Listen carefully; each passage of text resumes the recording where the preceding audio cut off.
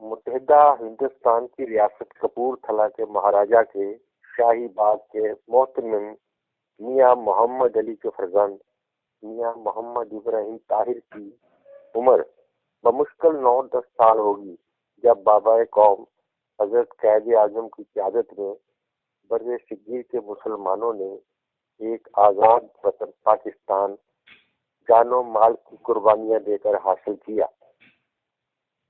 ہجرت کے دوران ان کے خاندان کے 14 افراد ہندو اور سکھ بلوالیوں کے ہاتھوں شہید ہو گئے۔ بے سر و سامانی میں میاں محمد علی نے فیصل آباد کو اپنا مسکن بنایا اور ایک ٹیکسٹائل مل میں مزدوری کرنے لگے۔ 6 سال بعد میاں محمد ابراہیم طاہر کی والدہ انتقال کر گئیں۔ گھر میں بڑا ہونے کے ناطے وہ والد کا ہاتھ بٹانے کے لیے کبھی ٹیوشن پڑھاتے تو کبھی کتابوں کی جلد بندی کرتے اور کبھی پھلوں کی ریڑھی لگاتے، مگر تعلیم کا سلسلہ جاری رکھا۔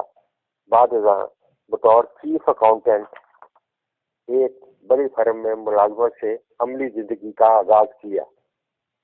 محنت کے سبب ترقی کی منازل طے کرتے کرتے امریکہ میں وسیع کاروبار کے مالک بن گئے۔